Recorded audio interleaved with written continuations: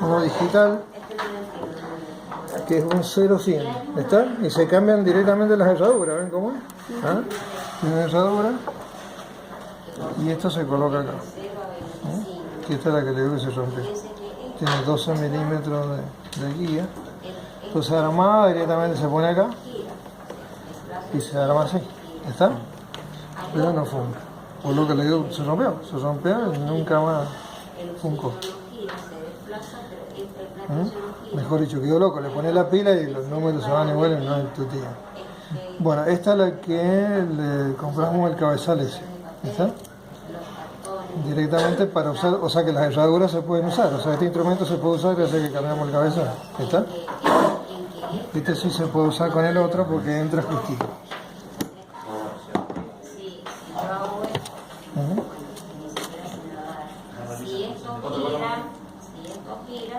Y este sí entra sin juego, ¿eh? ¿Ven cómo entraste? No tiene juego. Entonces queda, cuando uno lo arma, queda con un, para topar tiene que quedar ahí, así. ¿Sí? Y directamente, si yo cambio la herradura a una más grande, esto me toca acá, entonces queda cruzado. ¿Me entienden? Cuando pongo la herradura más grande, me queda cruzado. En este no hay drama, porque este es el 25-50, en el 0.25 no hay problema. Entonces lo puedo poner ahí, lo ajusto y ahí lo patrono, ¿sí? Tiene para darle el 0 y con la medida. ¿Está claro cómo es? ¿Sí? Tiene para darle el 0 como cualquier digital y cambiar la unidad a pulgada o a milímetro, ¿sí? Este le falta un cachito de pila, nada más. Se setea para dar el 0 o el rango y se puede poner medida indirecta con un patrón de estos que trae acá, ¿sí? Con el patrón que trae acá. Y si no, se puede poner medida directa con el, tomando el valor acá, llevándolo hasta que quede con el patrón y con el valor, igual que hicimos con el interior, ¿está claro? Entonces de esa manera recuperamos el cabezal este que está acá comprando un cabezal aparte. No son de la misma calidad, esto es chino y esto es francés, pero por lo menos sirve, si no tenemos que mucho más. Bueno, eso, los digitales ya sabemos, que tenemos todas las ventajas de los equipos digitales, facilidad en la lectura, que no me voy a equivocar, y las funciones adicionales de cambiarla. En este caso puedes cambiar las unidades, puedes hacer ceros relativos, y lo otro que puedes hacer es sacar, en este caso no, pero hay otros, en estos tipos puedes sacarlo, se le conecta acá un cable y lo puedes sacándolo de ahí, ¿ves? Acá tiene una ficha y se puede conectar para sacar base de datos. ¿Sí? Se le puede conectar. En este caso no andaría porque no anda el sensor. Claro, porque no anda el instrumento. En el otro sí, en el interior lo tiene. En que en un momento uno lo conecta a un cable y lo saca, hace una base de datos, tocando el botoncito, te va llevando las medidas a una base de datos de una compu. Entonces lo llevas con un software y analizás cómo van las medidas que van haciendo. Entonces vas haciendo un control de producción, que no lo puede hacer con el otro, ¿no? Los digitales tienen esas ventajas. Después están, esos son los electrodigitales, serían, que pueden venir de cualquier tipo, ¿no? De interior de 3 puntos, de profundidad.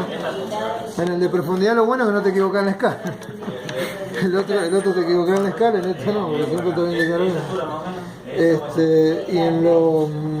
Y después están unos digitales que ya están viniendo menos, que vienen con unos rollitos en plástico, que te indican la medida ahí, hasta que se te gastan los engranajitos de plástico, te dan el error y te quedas con la parte analógica. Pero siguen saliendo todavía, pero ahorita que siguen saliendo. Son más baratos que los digitales tradicionales, por supuesto. Bueno, cuidado general. ¿Preguntita? ¿Alguna pregunta? Vamos a los cuidados de un micrómetro. Bien. Cuidados de un micrómetro. Cuidados generales a tener en cuenta en el uso del micrómetro, en general. Bueno, eliminar completamente el polvo y el aceite de la superficie de medición, verificar la existencia de rayaduras y rebabas sobre las zonas a medir. Ya que son frecuentes estos defectos en bordes de pieza, eliminarlos con limas o piedra de merile. Vienen también con piedrita de merile, como serían los tornitos de mano, ¿no? Los tornitos de mano que lo pasás y le eliminás la rebaba, ¿verdad? Tornitos de mano con teles meril o con piedrita. Verificar el libre giro del tambor. ¿Sí? Como viene en una lima rotativa también. Viene uno que es como una lima, pero con dientes más gruesos, y te gira y lo vas llevando y lo sacas. Después viene la piedrita esmeril, como el esmeril, la rueda esmeril, vienen piedritas chiquititas que se llaman piedras montadas, y lo pasás también con ese mismo tornito. Y si no, vienen unos con tela esmeril. Viene una tela donde le ponen el polvito de la piedra esmeril suelto. Es como que está pegado. Como la lija. La lija es lo mismo. Nada más que la tela tiene más resistencia donde va puesto el abrasivo. Que la lija es de papel. Entonces la tela te resiste más cuando se te gastó el abrasivo. Bueno, vienen unos, son cilindritos de tela esmeril. Y lo pones en un cilindro de goma y queda agarrada la tela esmeril al cilindro de goma. Y eso lo pasás y puedes remover con eso. Pero es más común con la limita rotativa o con el esmeril. Con la perita de esmeril. Bueno, verificar el libre giro del tambor haciéndolo girar hasta que el trinquete, desde el trinquete. Dispositivo de fuerza constante. Verificar el punto de cero del instrumento antes de empezar las mediciones. Eso es, si es uno exterior, con el patrón que corresponde, si el rango, que quede en el rango. Si es un 0.25 hay que cerrarlo y que en el 0 del 0. ¿Está claro? Cuando las mediciones efectuadas sean prolongadas, verifique periódicamente el 0 del micrómetro. Las mediciones deben efectuarse con el instrumento en la misma posición que se fijó el 0. ¿Por qué? Porque el instrumento se puede usar dado vuelta, se puede usar parado así, o se puede usar parado así, digamos. Acá porque el rango es chico, pero ¿qué pasa si tengo uno de rango grande? No es lo mismo, el peso me va a trabajar de forma distinta, ¿o no? ¿Sí? Acuérdense que estamos midiendo centésimas o milésimas en algunos de los casos. Cuando se efectúen mediciones, verificar que el micrómetro no esté sometido a cambios bruscos de temperatura por influencia de luz solar directa o por apoyarlo sobre zonas calientes de la máquina, pues esto ocasiona variaciones en las medidas. ¿Vimos la influencia de la temperatura? No todavía, ¿no? Es un tema de sobre, es lo que queda ver eso. En la siguiente tabla vamos a ver cómo, después vamos a ver en este caso cómo influye la temperatura.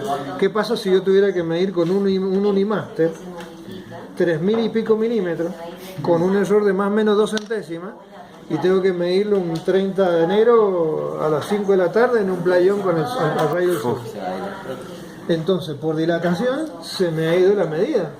Entonces, lo que yo estoy midiendo, el instrumento que de por sí está dilatado más la pieza que está dilatada, tengo un error por dilatación. Y las medidas que yo tengo en los planos son a 20 grados. Siempre, no hay que preguntar a qué temperatura en la medida que sale en los planos, es a 20 grados. Entonces tengo que hacer la corrección de lo que estoy midiendo, sabiendo qué temperatura tiene el instrumento y qué temperatura tiene la pieza. Y ahí hago la corrección por temperatura. No hemos visto el tema de error, ya lo vamos a ver. En la siguiente tabla, punto 6, vemos la influencia de la posición del micrómetro en la precisión de la determinación y por lo tanto la importancia de su puesta a cero en la misma que el digital. No, me presta. No, ahora te doy todo, ahora lo tomo. No, el catálogo, mi tutorial. Bien, para ver el Unimaster. Y mi tutorial. Y mi tutorial también. Ahí tenés para el Unimaster y acá tenés mi tutorial. Gracias. Después te doy el digital. Bueno, entonces, la influencia de la posición del micrómetro en la precisión de la determinación y por tanto la importancia de su puesta a cero en la misma posición que luego va a ser usado. Sobre todo en micrómetros de más de 300 milímetros, donde se va a usar más el error. Por ejemplo, en esos micrómetros que son más de 300, fíjense, veamos el rango. Por ejemplo, uno de 325, 425, 525, hasta llega uno de 1 metro, 1025 dice el de abajo. Fíjense, puesto así, apoyado en el tope fijo y tomado del medio, ¿cierto? Parado. Cuando ven el ajuste a cero, ustedes lo ajustan con el 0, después miden, no tienen error. Ahora, lo levanto de la parte media, parado el instrumento, y mido. Los valores que son ahí es el error que tengo en micrones. Me mide 5,5 micrones menos si es de 325 milímetros. Si fuera de 1 metro, me mide 26 micrones, son 2 centésimas y media menos. Si el instrumento es centesimal, estamos en el horno. Y si es milesimal, peor. O sea que hay que tenerlo en cuenta. Esto viene en el instrumento. Ustedes compran en la caja Y viene, esto está sacado de un catálogo directamente. Te dice este instrumento qué error tiene de acuerdo a la posición que tiene. Fíjense, si lo agarramos ahora así, si yo lo tomo así sería, así, mido así, ¿está claro? Sería el error que tiene acá. No tengo error en el de 300 a 500 milímetros, no tengo error. En el de 625 tampoco. Y en el de 1000, acá hay un error, debe ser 15, eso, en el último. En el de 925 ya tengo 14 milésimas, 1,4 centésimas de error, ¿sí? Y si le doy vuelta es el peor de los casos. Medir así, en uno del rango de 300 milímetros en adelante, la medida me da en el de 325 4,5 micrones menos. Y si fuera de 1 metro tengo 40 micrones, 4 centésimos de eso, por dado vuelta, por la posición. ¿Está claro? Lo que se hace en esos casos es patronarlo. Uno lo patrona en la posición que vas a medir y verificás qué error te da. Entonces después vas y medís y sabes cuál es el error que va a tener. ¿Está claro cómo es? Así se hace. El tema es que el tema de la posición es importante porque te da un error por el peso propio del instrumento. Nunca mide una pieza que esté en movimiento, sobre todo de giro. Bueno, uno se ríe y dice, ¿cómo pueden hacerlo? ¿Cómo el tipo, si la pieza está, si tengo un eje que está girando y lo voy a medir?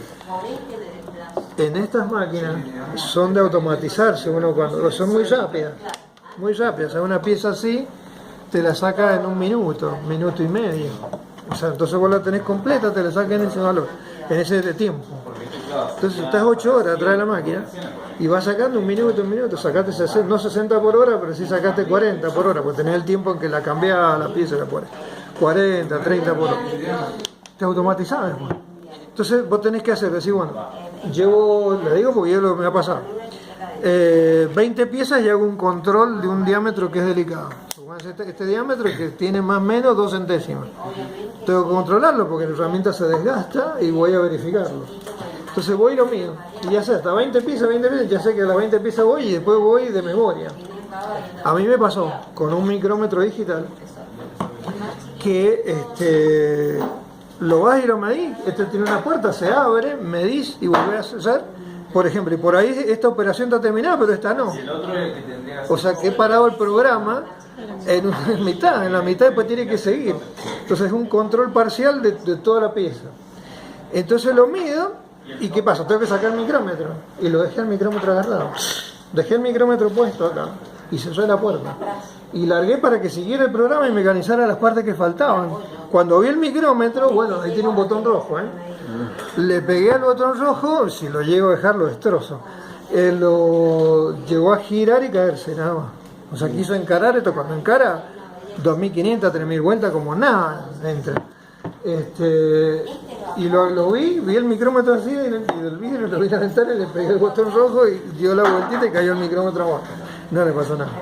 Pero puede pasar eso. De todas maneras, controlar en uso, si no es un tipo de máquina esto, pues está loco el tipo. Nunca gire el tambor con el freno puesto, no porque lo va a forzar. Jamás fuerce el giro del tambor cuando éste llegue al final de su recorrido. Por el tema que hablamos el primer día, de forzar la rosca, que es lo que le da la precisión a un micrómetro. Cuando accidentalmente el micrómetro se haya caído, verificar el ajuste del cero y su buen funcionamiento antes de volver a utilizarlo. Cuando efectúe mediciones de precisión, sobre todo en diámetros de gran tamaño, tener en cuenta la temperatura, lo que le dije recién. Las piezas, al ser mecanizadas, toman temperatura, porque está cortando pero también rozando una herramienta contra el acero, contra el metal. Esto no sucede con el micrómetro, que tiene la temperatura del ambiente en el que se encuentra. Entonces tenés una diferencia de temperatura apreciable, entonces dilata.